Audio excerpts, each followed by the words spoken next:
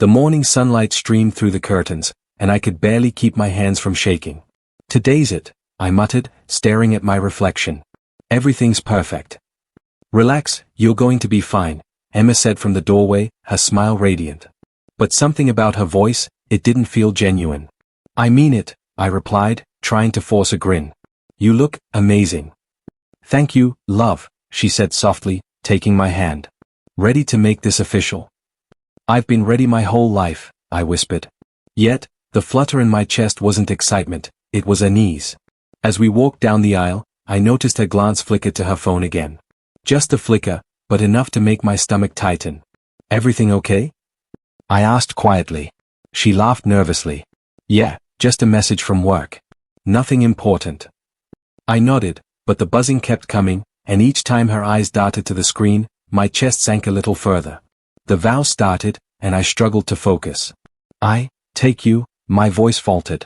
Emma's lips moved, but I caught a glimpse of her typing on her phone under the table. My heart froze. Who is she texting now? After the ceremony, the celebration began. Guests laughed, clinked glasses, and I forced myself to smile. I should have been happy, this was supposed to be the happiest day of my life. Instead, I felt hollow. Later, in a quiet corner, I confronted her. "Emma, who are you texting?" She looked startled. "No one important. Just replying to a friend." I frowned. "Why do you hide your phone from me then?" "Hide? I'm not hiding anything," she said, voice tight. "You're overthinking." I clenched my fists. "I don't think so. Something's off. I can feel it." She sighed, looking away. "It's nothing, I swear. Can't we just enjoy the day?" "Nothing?" I repeated, my voice rising. "Nothing makes your phone buzz every 5 minutes? Nothing makes you nervous around me right now?" Emma hesitated, and I saw it, the brief flash of guilt in her eyes. I just don't want to ruin today," she admitted softly. "Ruin it?" I pressed, my voice barely a whisper. "Do you know how it feels to watch someone you love betray you?" She stopped, her words failing her. I stepped back, shaking. "I trusted you. I gave you everything. And here, today, you're lying to me." Tears welled up, blinding my vision. Around us, the celebration carried on, oblivious. But I felt trapped in a nightmare. Emma reached out, voice trembling. "Please, don't make this harder than it is." "Harder?" I laughed bitterly. "You've already done it." The air between us crackled, heavy with unspoken truths. I wanted answers.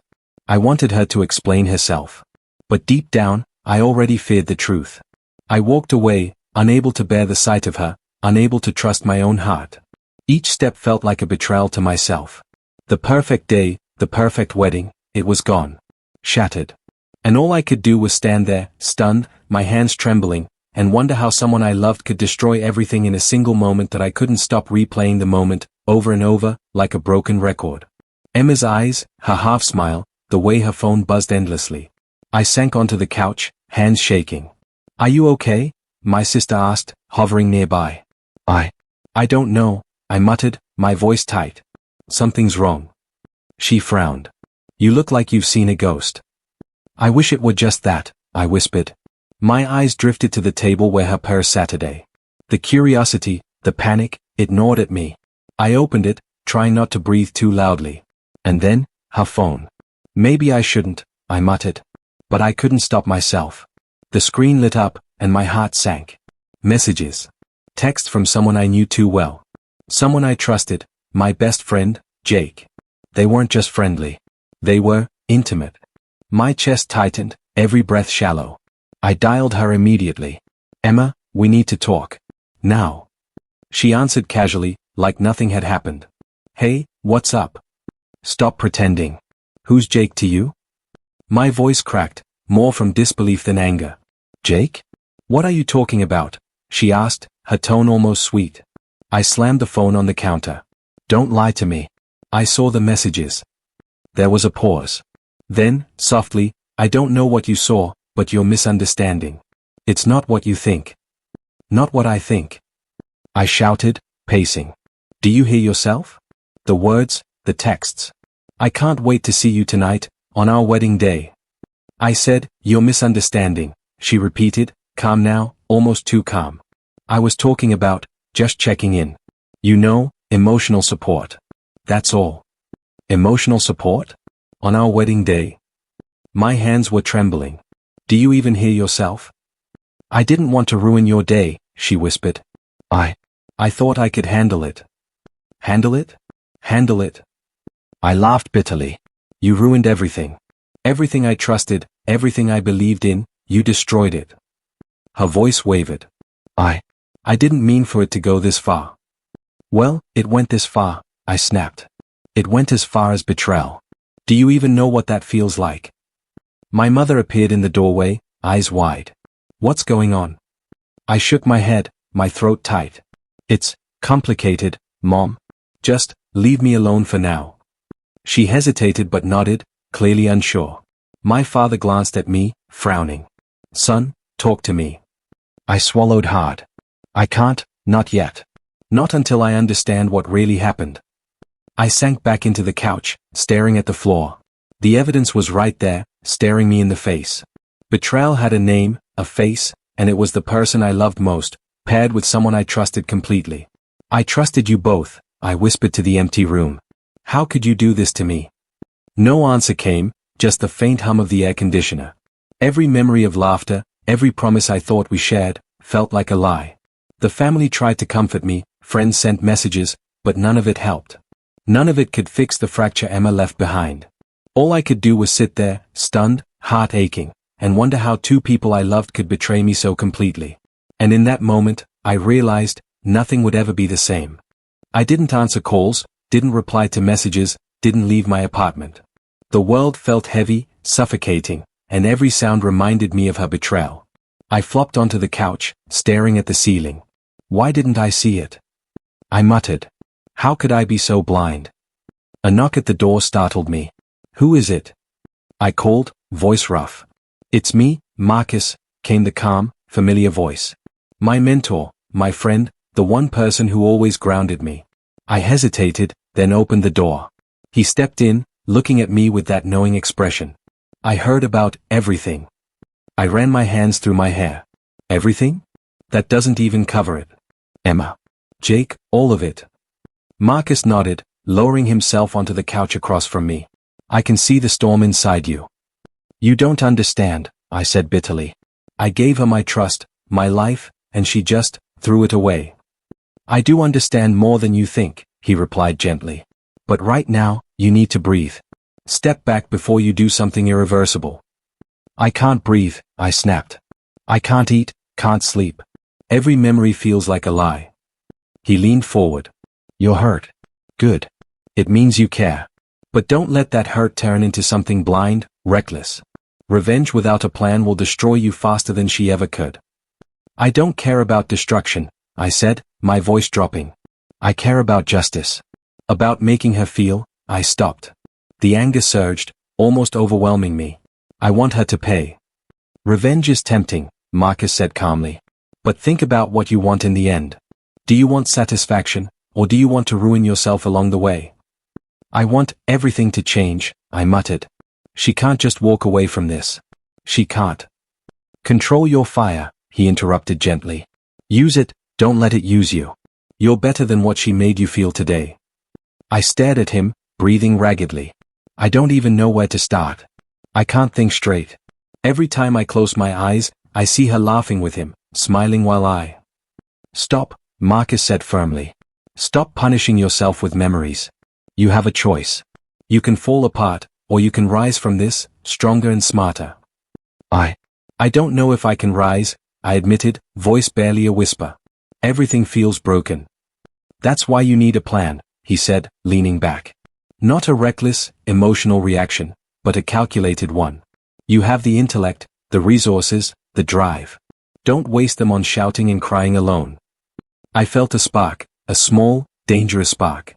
Anger was still there, but now it had direction. So, I need patience. I asked.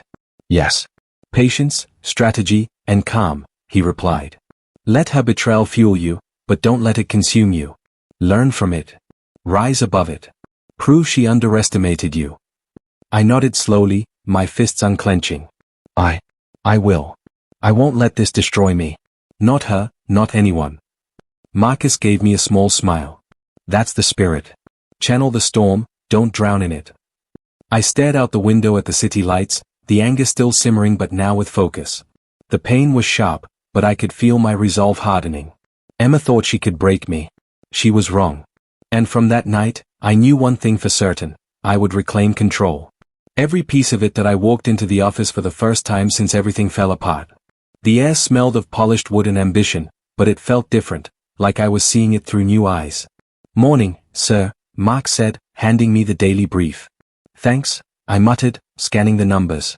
Profits, losses, Emma's little projects. I noticed where she had influence. Most of it was easily undone if handled carefully. "Are you okay?" he asked hesitantly. "Everyone's talking about what happened." "I'm fine," I said, though my chest tightened. "Let's focus on business." Emma appeared in the lobby, smiling at a client, her voice smooth. "Good morning, everyone," she said, glancing at me. That smile, it didn't reach her eyes anymore. I could see the tension beneath. "Emma," I said, keeping my tone neutral. "Can we talk for a moment?" She paused, surprised. "Sure. In private?" "No," I said firmly. "Here's fine." Everyone else turned slightly, sensing the undercurrent. "I noticed some of the projects you were managing. I think we need to make adjustments." Her eyes flicked briefly to the team, then back at me. "Adjustments? What do you mean?" "I mean, the way things were handled, it didn't maximize results. I'm taking over some areas you were in charge of." A flicker of unease crossed her face. "I see. Well, if you think it's best." Her voice was calm, but I could hear the hesitation. Later, I called my trusted assistant, Laura. "We need to review the contracts Emma influenced," I said. "Already on it," she replied. "I've noticed a few irregularities. Nothing catastrophic, but they could be leveraged." I smiled faintly. "Perfect. Let's make sure everything's transparent. I want nothing left to chance." As I walked through the office, I overheard Emma speaking quietly to her friend, Rachel. "I don't know how he's doing this so quickly. He's ruthless." I stepped closer, smiling subtly. "Morning, Rachel." Her eyes widened. "Sir. I didn't see you there." "Morning," I said smoothly. "You know, I think it's time we all reassess priorities. Some things weren't as effective as they seemed." Emma tensed, lips pressing into a thin line. "Of course," she said curtly. I walked away, my mind ticking. She wasn't as untouchable as she thought.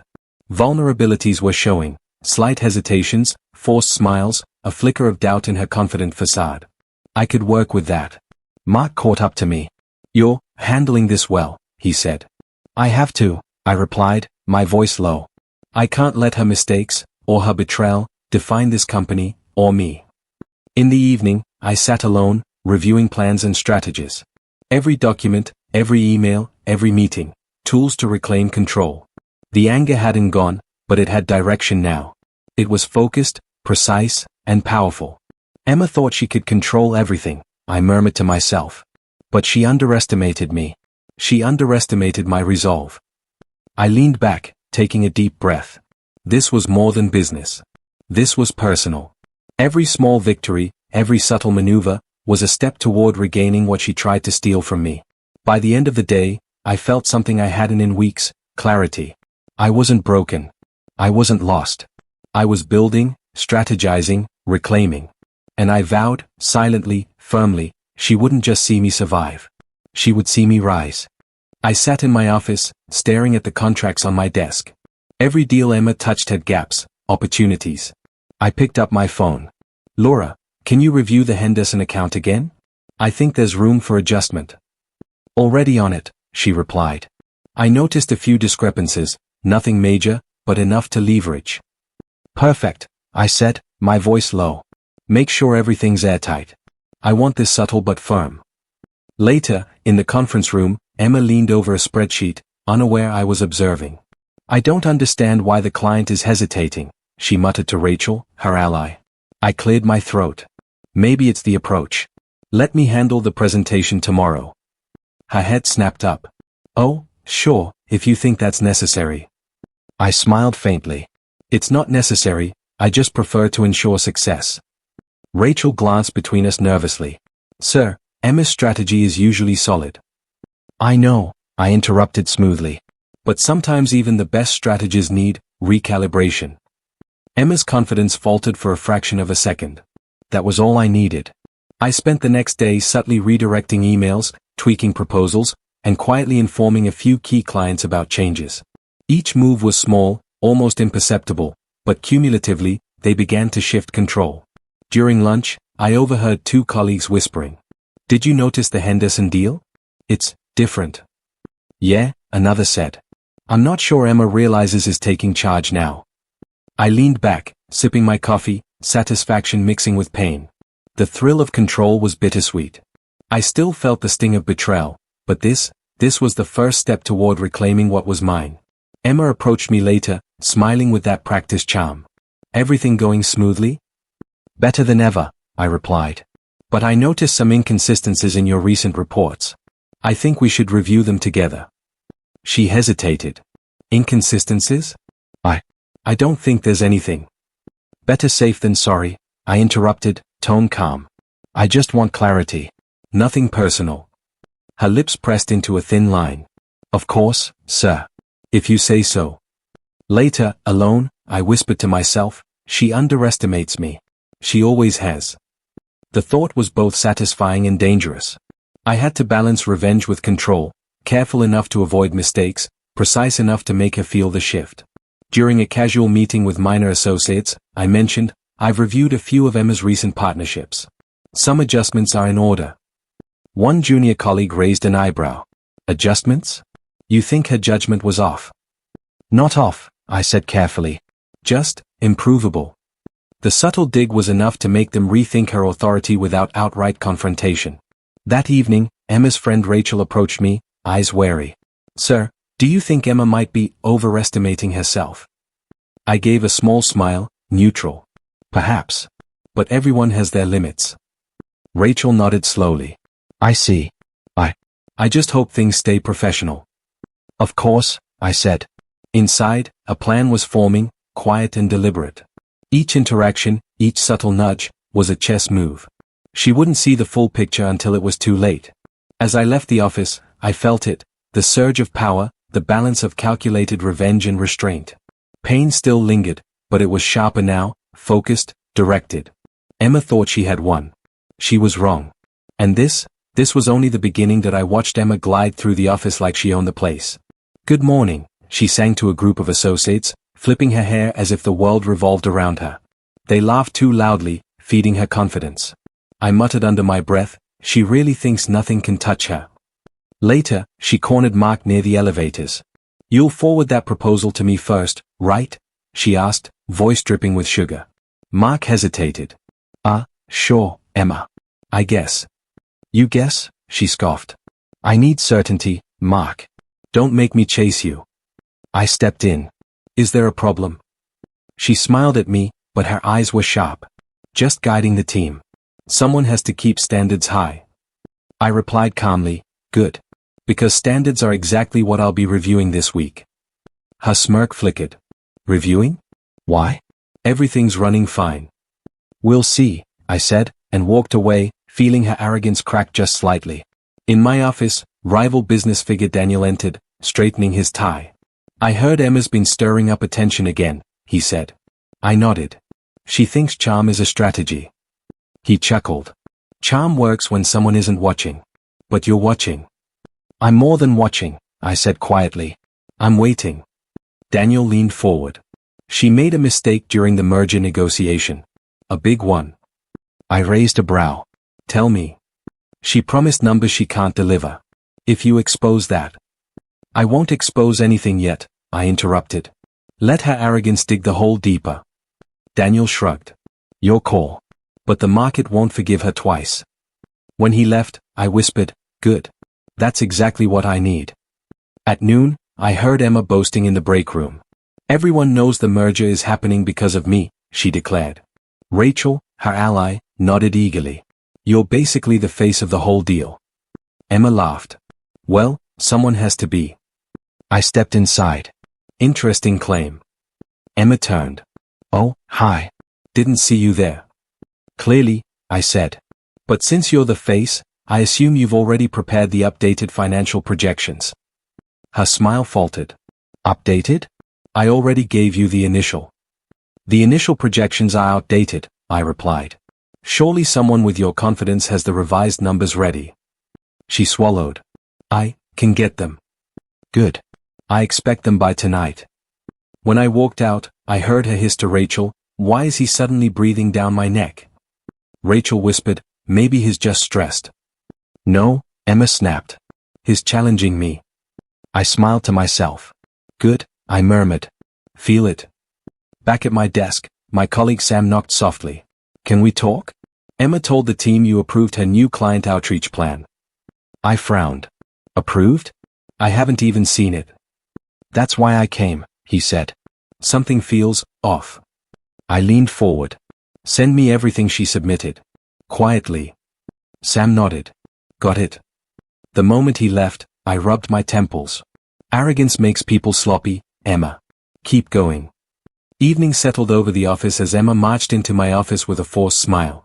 "Here are the projections." I scanned them. "These aren't updated." "They're close enough," she snapped. I looked her in the eyes. "Close enough isn't acceptable." She crossed her arms. "Why are you doing this? Trying to embarrass me?" "No," I said softly. "I don't need to embarrass you. You're doing that yourself." Her mouth fell open slightly. "You think I don't know what I'm doing?" "I think," I replied, "that your confidence has outgrown your competence."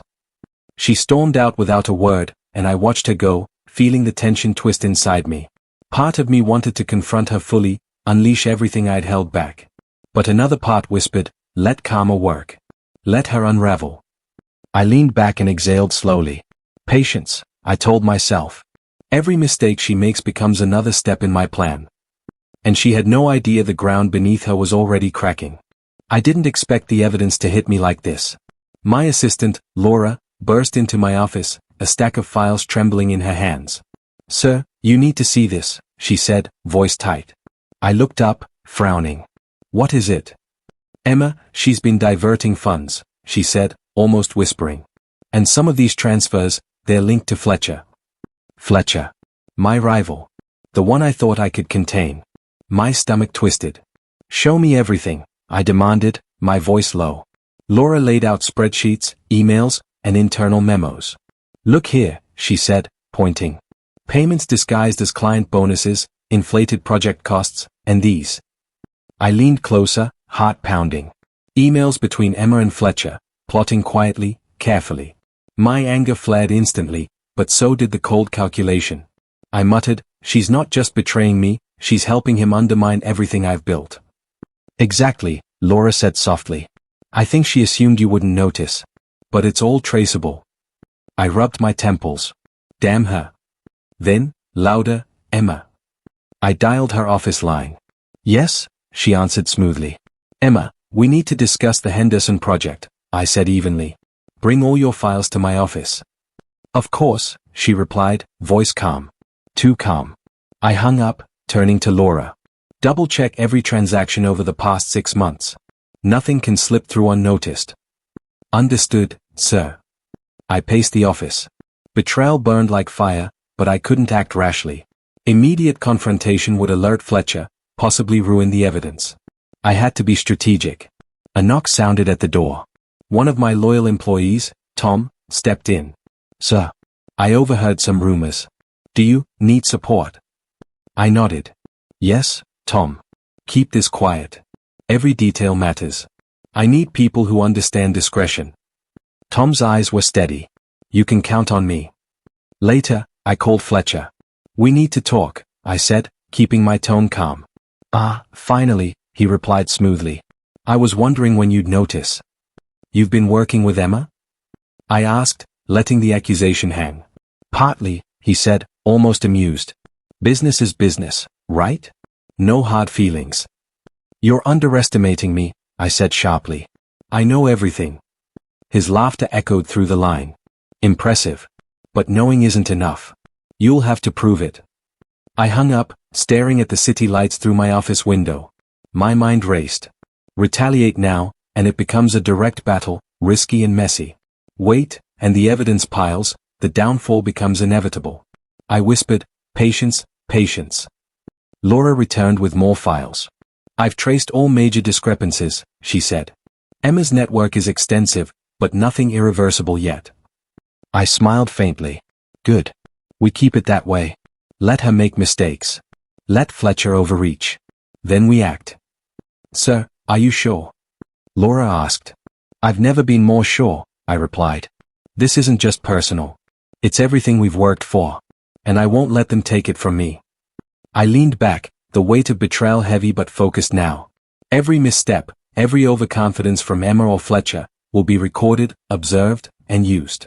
I would let them unravel themselves. And when the time comes, I'll be ready. No rash moves. No emotional reactions. Just precision. And just as that I leaned back in my chair, watching the office bustle. Emma's confidence was still loud, but cracks were forming. Mark, I said quietly, update the Henderson account and remove her direct access. Let's see how she manages without it. Mark raised an eyebrow. Are you sure? Absolutely, I said.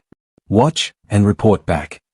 Later, in the lobby, Emma flitted past Rachel. I can't believe he's questioning the merger strategy, she said, voice sharp. Rachel frowned. His, thorough, Emma. Maybe just cautious. Cautious, she scoffed. No, he's trying to undermine me. I can feel it. I overheard this and smiled faintly. Exactly what I want her to think, I whispered under my breath. Back in my office, I called my key ally, Daniel. Track Emma's client interactions for me, I said. Flag anything unusual, emails, calls, even minor complaints. Consider it done, he replied. She won't know until it's too late. I leaned over my desk, reviewing subtle adjustments to contracts and internal communications. Each change was small, almost invisible, but cumulatively, it shifted power in my favor. Emma approached later, holding a folder. Sir, I've finalized the client report, she said, flashing her practiced smile. Thank you, I said calmly, glancing at the figures. Interesting. Some numbers don't match previous projections. Care to explain? Emma's eyes narrowed. I double-checked everything. There must be a mistake somewhere. I kept my tone neutral. Perhaps. I'll have Mark review it again. Accuracy is critical. Her confidence wavered for just a moment. That hesitation, priceless. During a casual team meeting, I subtly praised a junior analyst, Sam, for spotting a minor error Emma overlooked. Excellent work, Sam, I said. Your attention to detail helps the company maintain integrity. Sam beamed. Emma stiffened, lips pressing together. I could see her mind racing. Why was the spotlight shifting subtly away from her? Later, Rachel hesitated outside my office. Sir, I noticed Emma seemed unsettled today. Is something happening? I smiled slightly. Let's just say clarity always finds its way. Keep observing, quietly. Understood, she whispered. I spent the next few days orchestrating small moves, emails sent with slight delays, meetings rescheduled without Emma's knowledge, clients subtly redirected to other teams. Each action invisible to everyone but me, but the ripple was unmistakable. Emma called Rachel in frustration. I don't know what's happening. Clients are questioning my reports. Mark isn't responding like usual. Why can't I control this? Rachel shook her head. Maybe, it's not personal. Perhaps he's just managing differently. Not managing, Emma hissed. Undermining. I can feel it. I watched from my office window as her confidence eroded. Every carefully executed step made her doubt herself without ever confronting her directly. Evening came, and I sat alone, reviewing the day's progress. Each victory, though subtle, strengthened my resolve. Heartbreak still lingered, but it was transforming, shifting into control, strategy, and power. Patience, precision, perception, I whispered. Each move matters. And soon, she'll realize she's lost everything she thought she controlled. The transformation inside me was undeniable. I wasn't just surviving anymore. I was reclaiming, rebuilding, and redefining my own power, one calculated, invisible move at a time. And Emma, she wouldn't even see it coming. I stared at the city skyline from my office, the lights blurring into streaks as my mind replayed the events of the past weeks. Every move, every subtle victory against Emma, it should have felt satisfying. Yet, something gnawed at me. A knock at the door pulled me from my thoughts. Come in, I said, trying to mask my exhaustion. It was Aaron, an old friend and former colleague. I heard what you've been up to, he said bluntly, stepping inside. I had to see it for myself. I raised an eyebrow. And what do you think? He frowned. I think you're walking a dangerous line. I get that she betrayed you, but all this, manipulating people, undermining her, it feels excessive. Excessive? I repeated, my voice tight. She humiliated me. She stole from me, personally and professionally. Every move I make is justified. Aaron shook his head. Maybe justified, but at what cost? You're not just taking revenge, you're changing yourself. I leaned back, closing my eyes. Do you think I care? I think you should, he said quietly. I don't recognize the person you've become. Is this the man you wanted to be? I opened my eyes, anger flaring. I'm focused, Aaron. That's what I am now. Focused and in control. I'm not letting her win again. Aaron's expression softened. I get that. I do. But don't lose yourself in the process. Revenge can be intoxicating, but it leaves scars. I muttered under my breath, scars? Yeah, I have plenty of those already. He stepped closer. Remember who you are. You're more than this chess game. You're human, flawed, yes, but capable of empathy, forgiveness, restraint. I laughed bitterly. Empathy? Restraint? You sound like she's still innocent. She betrayed me, Aaron. She lied, stole, and manipulated. I know, he said calmly. But the question is, do you want to become the same as her? I didn't answer immediately. My mind flashed to memories, our wedding day, her smiles, our promises. The heartbreak was still sharp, even under layers of strategy. I just want her to feel what I felt, I admitted quietly. But every move I make, every plan, it's like a part of me changes. I don't even know who I am anymore. Aaron nodded slowly. Exactly. That's what I'm talking about. Don't lose yourself chasing her mistakes. You can win without becoming her mirror. I stared at my hands, clenched tightly on the desk. Maybe I'm already too far in. Maybe there's no going back. Then at least be conscious of it, he said firmly. You're smart, calculating, but don't let anger blind you completely. Life isn't just revenge, it's about who you choose to be after the betrayal. I exhaled slowly, tension coiling and uncoiling in my chest. I hear you. But the satisfaction, the control I feel, it's intoxicating. And I can't stop now. Aaron gave a small sigh. Just, remember, even when you're winning, you're human. Don't let yourself become someone you can't forgive. I nodded silently, though inside I wrestled with the duality. Victory versus morality, satisfaction versus guilt. Every move was calculated, but the emotional toll weighed heavier than I expected. When he left, I sank back into my chair. Alone again, I whispered, I'm human, flawed, and maybe that's what makes this so complicated. The city lights glimmered, reflecting my turmoil. Revenge felt sweet, but my conscience whispered doubts. The path I walked was mine, but it wasn't without cost. And I had yet to see the consequences fully unfold that I watched from my office as the first ripple hit. Emma's client meeting erupted in confusion.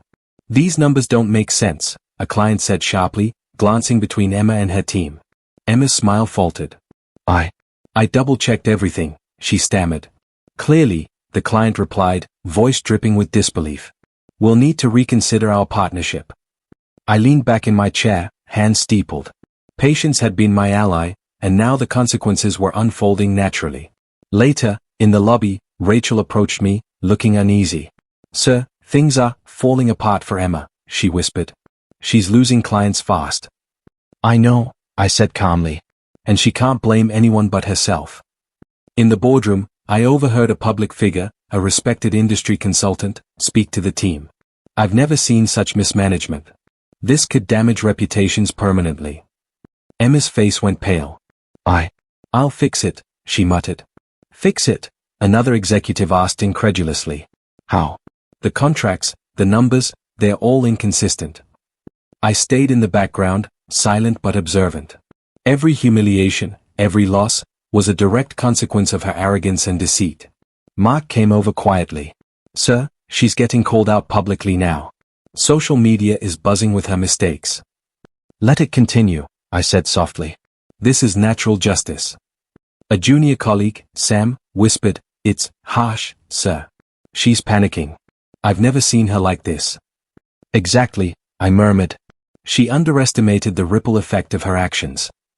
Emma stormed past me later, muttering to herself, "This isn't fair. I can't believe this is happening." Rachel tried to console her. "Emma, maybe if you explain." "No." Emma snapped, spinning around. "No explanations. Everyone thinks I'm incompetent." I caught her eye for a brief moment. "It's not me who's judging," I said calmly. "It's reality." Her lips pressed into a thin line, fury and humiliation mingling in her gaze. She stormed off before anyone could respond. By evening, the office buzzed with whispers. Colleagues avoided her. Clients refused meetings. Even her closest allies hesitated, unsure where to stand. I found a moment with Laura. "The impact is bigger than we anticipated," she said quietly. "I hoped for thorough consequences," I replied. "Not just minor embarrassment, but full accountability. And this is exactly it." She nodded. "It's hard to watch, though. Even with all the planning, seeing her struggle." "I know," I admitted. "It's satisfying, yes, but it carries weight. Revenge is never without cost. It stings to witness someone's downfall, even if deserved." Later, in a casual gathering, public figures and executives whispered among themselves about Emma's collapse.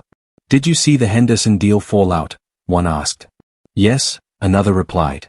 "Her credibility is shot. She miscalculated everything." I smiled faintly but quietly. The satisfaction was tempered with melancholy.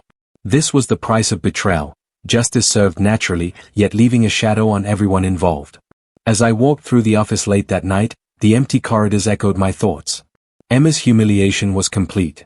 Clients lost, allies abandoned, reputation shattered. And I remained composed. I had set the pieces in motion, but I had not acted out of malice. Karma had done the work for me. Sitting alone, I whispered, "It's over, at least for now. The world balances itself." And I endured, I planned, and I survived. Even in triumph, the weight of everything lingered. Revenge felt effective, but the cost, emotional, moral, and human, was undeniable. And still, I knew the story wasn't finished. The conference room was quiet when I walked in, Emma sitting stiffly at the table. Rachel lingered near the door, watching but staying silent. "Emma," I said evenly, closing the door behind me. "We need to talk." She looked up, forcing a smile. I suppose we do." I pulled out a chair and sat across from her, folding my hands. "Do you realize what you've done?" Emma swallowed. I made mistakes. But I never meant. Never meant." I interrupted, voice calm but firm. "You lied, manipulated, and betrayed me in every way possible. Not just personally, but professionally too. You destroyed trust one gave freely." I was scared, she admitted, eyes flicking down. "Scared of losing everything, scared of being powerless."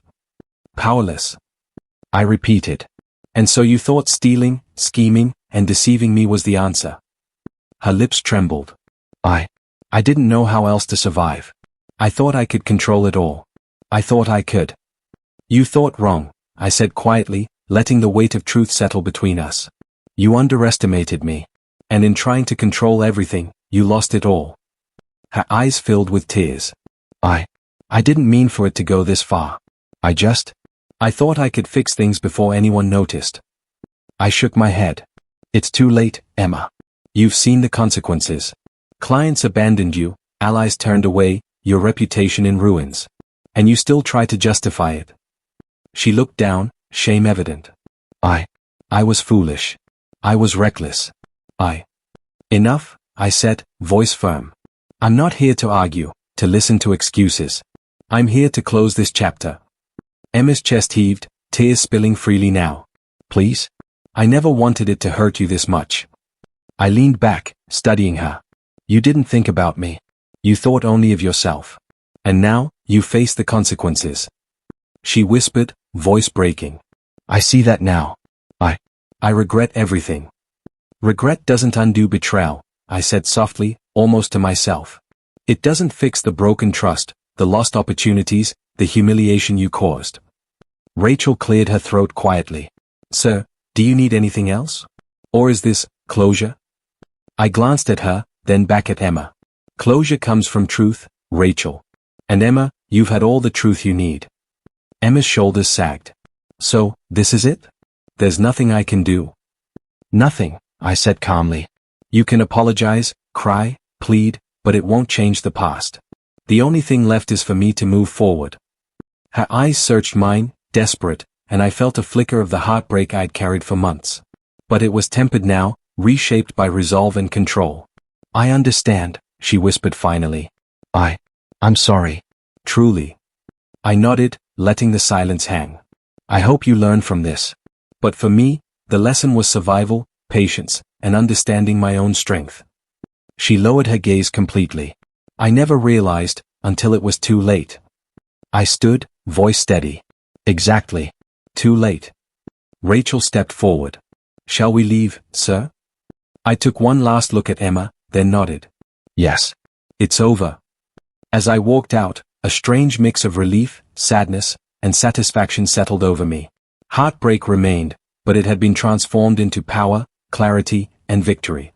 I had endured betrayal, reclaimed control, and faced the truth head-on. And now, the final confrontation was complete. That I stood in my office, the city lights stretching endlessly beyond the window. Emma's betrayal was fully behind me, her influence evaporated. The silence was almost comforting. Laura entered quietly, holding a cup of coffee. Sir, things are stabilizing. The team respects your leadership, and clients are responding well. I smiled faintly. Good. It's time to rebuild properly, from the ground up. Mark approached, a folder in hand. Sir, the Henderson account is fully secured. No loose ends. Perfect, I said. Thanks for staying vigilant. I couldn't have done this without you. Laura glanced at me. Do you feel satisfied? After everything? I leaned back, thinking carefully. Satisfaction isn't just revenge or control. It's knowing I survived it all, that I grew stronger. But yes, a part of me feels that victory, bittersweet as it is. Sam, a junior analyst who had quietly supported me through the chaos, stepped forward. Sir, I learned a lot watching you. About patience, strategy, and resilience. I nodded. And that's what matters. We adapt, endure, and rise above betrayal. You all proved your loyalty, and I'll remember that. Daniel, my longtime ally, smiled. You transformed the entire company while keeping your composure. That's rare. Composure, I murmured, was hard to maintain. Every day, I wrestled with anger, heartbreak, and doubt. But keeping calm let me see the bigger picture. Laura smiled softly. You've earned this, sir. You're no longer just reacting, you're leading intentionally. I exhaled slowly. Yes. I'm no longer the man who blindly trusted someone. I've learned to protect myself, to anticipate betrayal, and to act decisively when needed. Rachel stepped in, carrying a report. Sir, the public fallout for Emma has settled. She's stepping back entirely. No threats, no influence. I nodded. Then the chapter closes. Everything she tried to control is no longer hers. And I move forward, not just with victory, but with clarity. Mark hesitated. Sir, will you forgive her? I paused. Forgiveness isn't necessary. Understanding, perhaps. Closure, definitely. She made her choices, I made mine. My focus is on growth, not dwelling on the past. Laura said softly, you've changed. Stronger, more cautious, but you still care about people. I do, I admitted. That's the key. Power without humanity is meaningless. Strategy without empathy leaves one empty. I've learned balance. Sam smiled. It's inspiring, sir. You didn't just survive betrayal, you turned it into strength. I looked around at them all, loyal allies, friends who endured alongside me. We survived together. And together, we rebuild. But I'll never forget the lessons. Daniel chuckled. You've come a long way from the naive man who thought trust alone would protect him. I smirked faintly. Yes. Naivety is gone. Caution is my ally now. Resilience my foundation. And wisdom, my guide. As the evening settled, I walked to the window, gazing at the city below. The lights shimmered, reflecting both the battles fought and the victories earned. I whispered quietly, I've been broken, betrayed, and tested, but I endure. I grow. I lead. And I move forward. The office was calm, but inside, I felt alive, alert, and in control. The journey had been painful, but the transformation was complete. Bittersweet, yes. But deserved. And this time, I was ready for whatever came next. The morning sunlight poured through the office windows, warm and unhurried. I took a deep breath, letting it fill me with a sense of calm I hadn't felt in months. Laura appeared, smiling. "Good morning, sir. Ready for the new project kickoff?" I nodded. "Yes. Today feels like a fresh start." Mark joined us, carrying a stack of documents. "Sir, the team is motivated. Everyone seems energized." "Good," I said. "We've endured a lot. Now it's time to build, not just recover." Later, I met with a group of new junior staff members, bright, eager faces ready to contribute. "I want each of you to approach this project fearlessly," I said. "Mistakes happen, but growth comes from learning and collaboration." One of them, a young analyst named Mia, spoke up. "Sir, it's inspiring how you turn challenges into strength. I hope to learn from that." I smiled. "You will. Just stay true to your values. Integrity matters more than victory alone." Rachel leaned in quietly. "It feels different today. No tension, no constant reminders of past betrayals." "Exactly," I said softly. "Emma is no longer part of this life. She exists only as a lesson, a cautionary figure. The rest is mine to shape." During a brief break, Daniel joined me. "You're handling this remarkably well." I half expected bitterness to linger. I shook my head.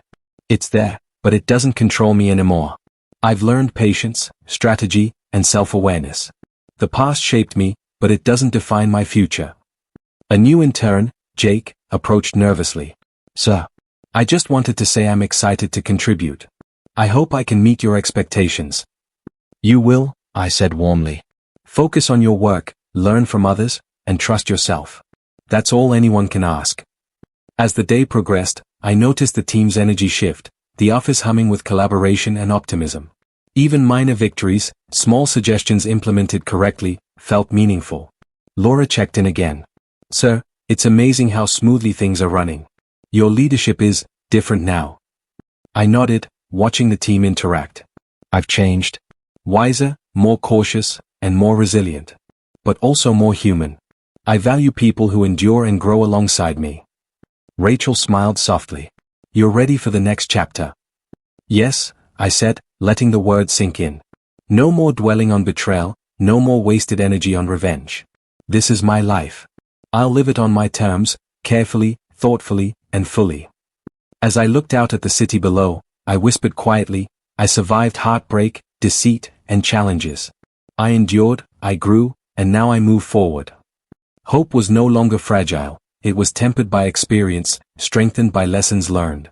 And for the first time in a long time, I felt truly ready to embrace whatever came next. Emma faded into memory, my cautionary tale, and I stepped confidently into a life shaped by wisdom, resilience, and the promise of new beginnings.